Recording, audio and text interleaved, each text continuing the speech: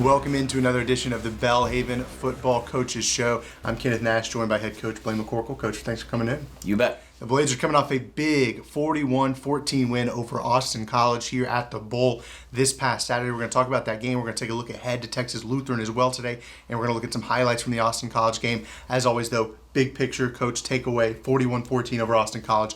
Good to get back in the win column. Great to get back in the win column. That's what you do it for, is to get the wins. And it was a good win as a conference win, first conference win of the year, so we badly needed that. Gave us a little confidence, a little momentum back after a couple tough weeks where we played well but didn't end up on top. So excited with the outcome, excited with the score, and I think we learned a lot about ourselves again, because it was, the score was 41-14 what it was, but we had to overcome some adversity at times, and the kids responded. So excited with what we saw Saturday. And I'm curious, obviously the win was just top to bottom. It was a really, really good performance. But we hear coaches talk a lot about all three phases, special teams, defense, and offense. And it felt like this was really, especially this week, really put all three phases together. Defense was excellent. Offense kind of moved the ball at will. And then obviously Constantine and special teams really had a good performance. Maybe a little bit punting, a couple muff punts, but we'll fix those. But as far as like the field goals and just consistency on all three phases. Yeah, it was. We do talk a lot about, I think I've said on this show before, we talk a lot about playing complementary football, and that's all three phases working together. And you do see a lot of people now in modern football, they're very one-phase focused program, and they leave the other two behind, and that's not good for anybody. So we want all three phases to complement each other, and it was good to see us make a push in our kick game. We did muff a few punts, and that is something we've got to address, but Constantine had two really big field goals for us to put points on the board, and then Colby had the big punt return for 55 yards to set up a score pretty quick in short field position. So we did some things well there we're excited about. Yeah, and that complementary football you're talking about, obviously, you could see it play out because the offense was moving the ball, but they were also heating up a decent amount of clock. The run game was really working.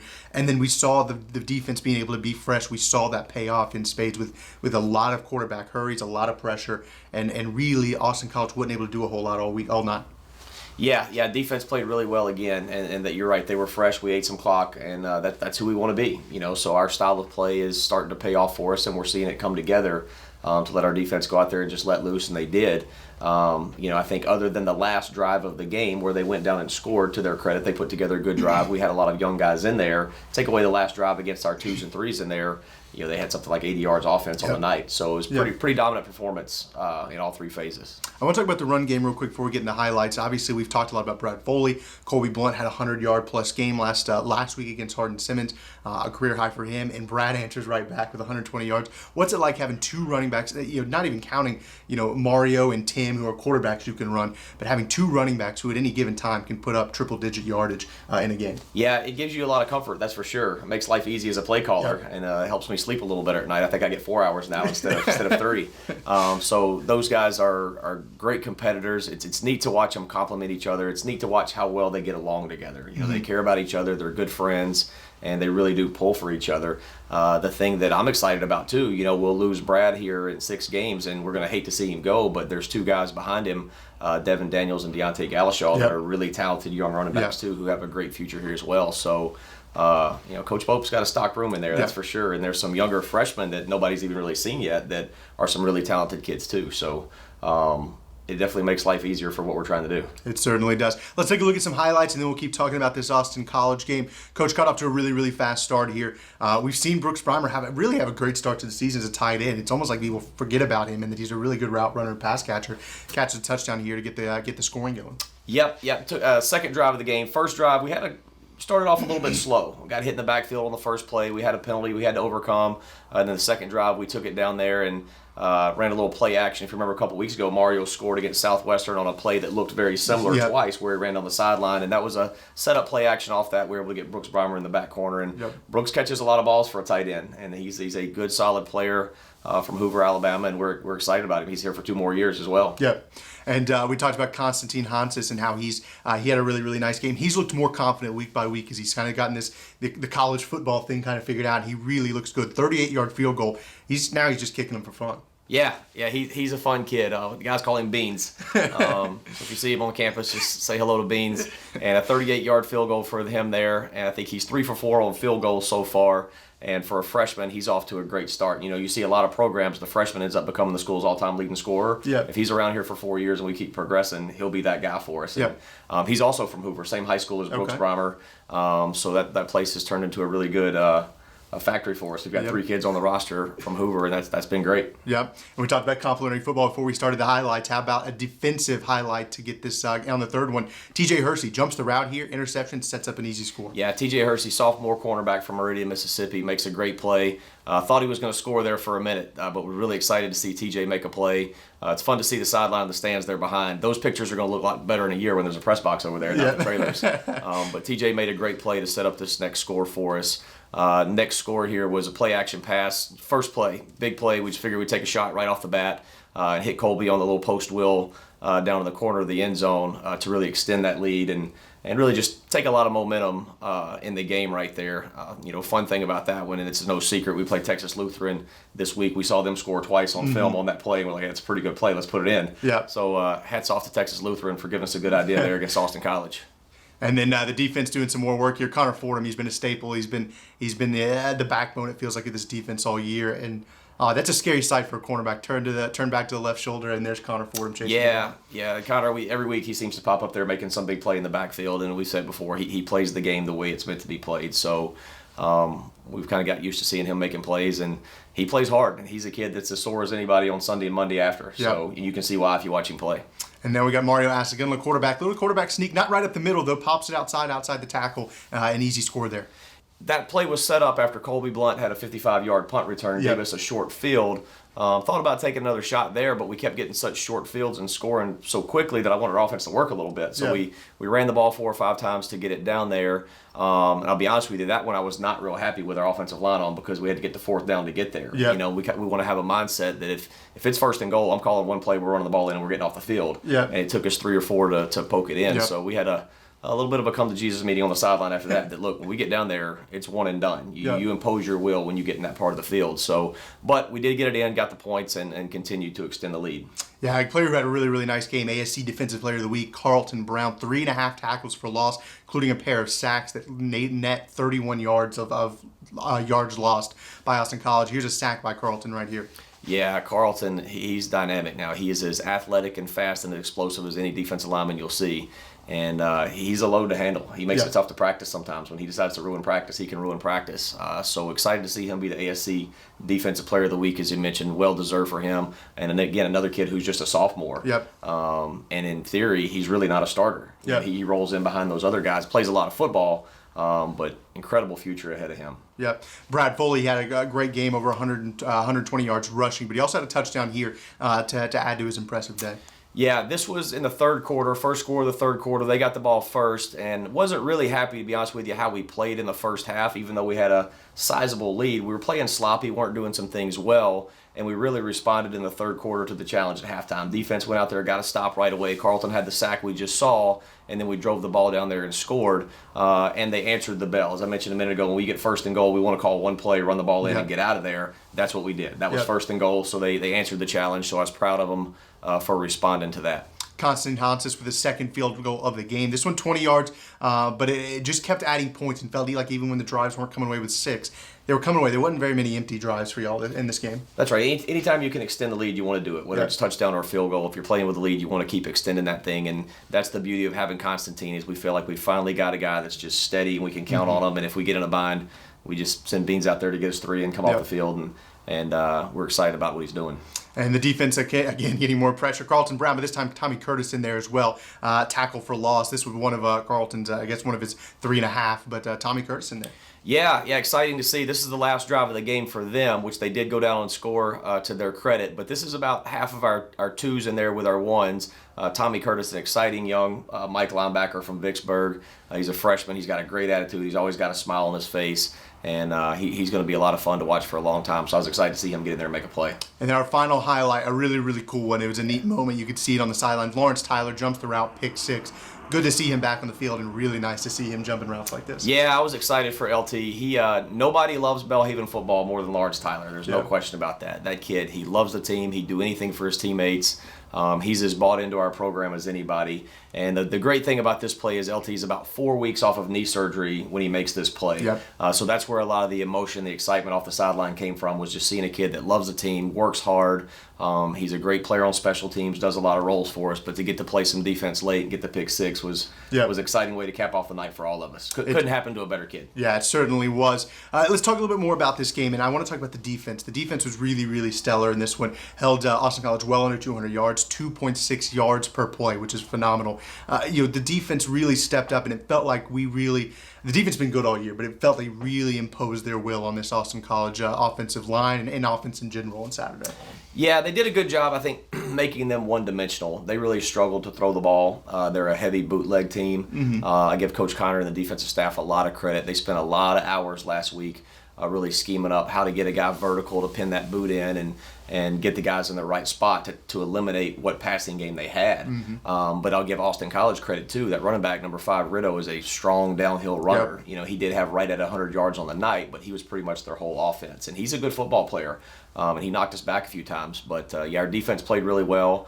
Statistically, it was a great stat line for those guys, as you mentioned, and they're doing some good things. Forced a couple of turnovers as well, and I'm curious your thoughts, because it feels like because the defensive line and really that front unit was really, really effective and was kind of, had Austin College struggling to even set their feet on pass plays and make plays. Does that let the backside of it, the defensive backs, play a little bit more loose and take a little bit more risk? We saw TJ Hersey and Lawrence Tyler jump 2 routes. There were, deeper routes down the field, and they jumped them. Does that let them kind of be a little bit more flexible and just go after the ball because they know the guys in front of them are doing their job? It does. It works both ways. At the same time, when they're doing a great job in coverage, everybody knows we play a lot of man coverage. It allows the guys up front time to get to the quarterback as well. So, if you watch a lot of Carlton's plays, their second and third effort sacks where he's got an offensive lineman pressed out, he sees it, and then he triggers and goes. Mm-hmm. He's really good at doing that. But it goes both ways. When the defensive backs are covering guys well and not giving them anywhere to deliver the ball, it gives the front time to get there, and vice versa. When the front's getting there, it gives them a little bit of wiggle room on the back end because the quarterback ends up throwing up some balls that may be dangerous or whatever, forcing some balls like LT and TJ were able to jump.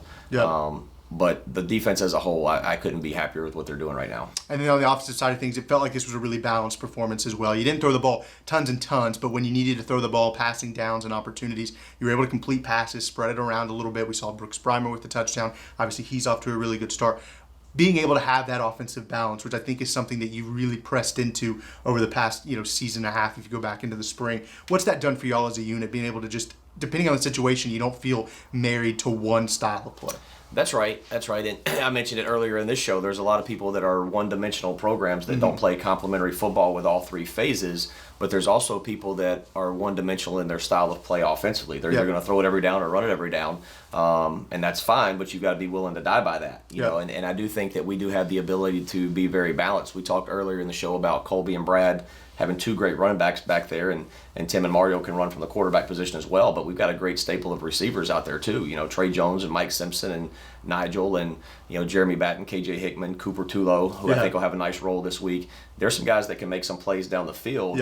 And balanced offense doesn't mean doing both 50-50 every game. It means having the ability to do both when you need to. By nature, I'm a 20-year offensive line coach. I love to run the ball. There's no secret about that. But I do know we have the ability to do both when we need to, and we will. Yeah, and it certainly set each other up. You could see there's times that teams are selling out to stop the run, like those play actions with Mario.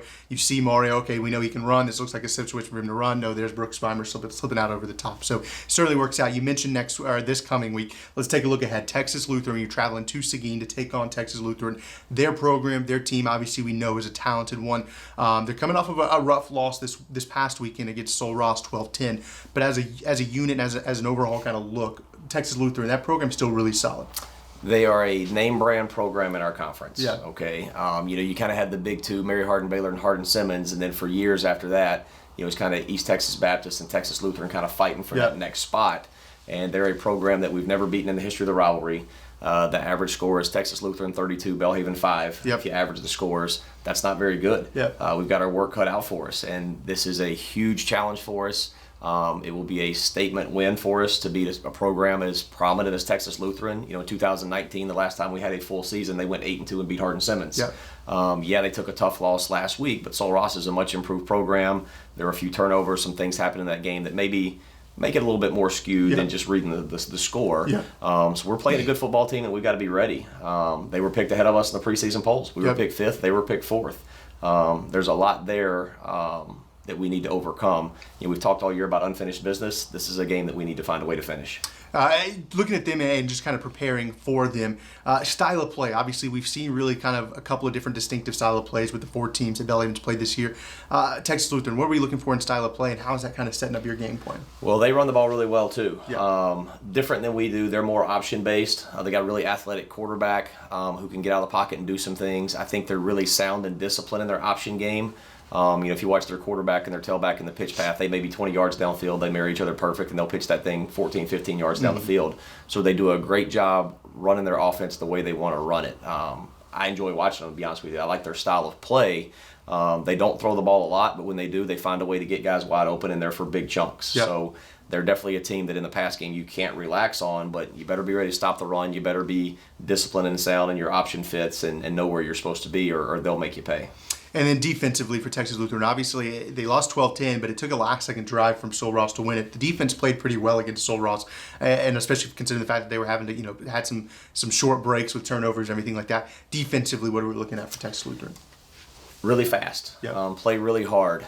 They've got some linebackers that can run. Sometimes it's hard to figure out exactly where their linebackers are going to fit, which gives you some challenges up front. But they're a good defense, and they're fast. As you mentioned, if you hold any ASC team to 12 points, you're playing good defense. Yep. Because this conference knows how to score. Yep. There's no question about that. So they're good on both sides of the ball, and we'll got our work cut out for us for sure. So should be an exciting game. It's our longest trip of the year. Yep. About an hour past San Antonio, so it'll be a good bus ride.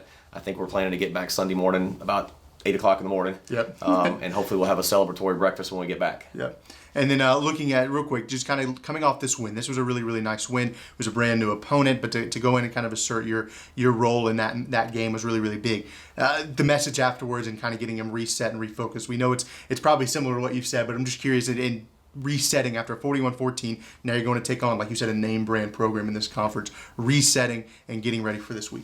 Yeah, you really do have to reset your mind every week, as you said. Every Sunday I wear that shirt to practice that says nobody cares, work harder. Yeah. Because, no matter what you did on Saturday, every moment that passes after that game, win or loss, it fades away. And, Yep. If you've had a big win like we had Saturday, every minute that goes by, that's farther and farther in the distance, and the only thing that matters is what's next. Yep. So we really had to have some heart-to-hearts Monday at practice about that. We weren't practicing bad, but I wanted everybody to understand that, right now we've got a good football team. Who cares? Nobody wants to have a good football team. We want to have a great football team. Yeah. When you're a good football team, you find yourself in a really dangerous spot because it's very easy to become lazy, become complacent, start letting things slide. So we feel like as a program, we hold our kids to a really high standard, and that's what it's allowed us to become a decent to good program. If we want to be a great program, our standards have to keep getting even higher. So that's kind of been the message all week, is just continue to raise your standards. Know that you are playing a name brand ASC team this week that you've never come close to beating. So if you can't get your mind back focused and ready to go to work this week, you need to check yourself, and maybe this isn't the place for you. Yeah. The Blazers headed to Seguin, Texas, taking on Texas Lutheran this week. A couple of weeks, then they'll be back home later this season, so make sure to be out to the bowl in a couple of weeks. But make sure to tune into the live stream. Support the football team as they travel to Seguin, taking on Texas Lutheran. Coach, thanks for joining us. You bet. Thanks a lot.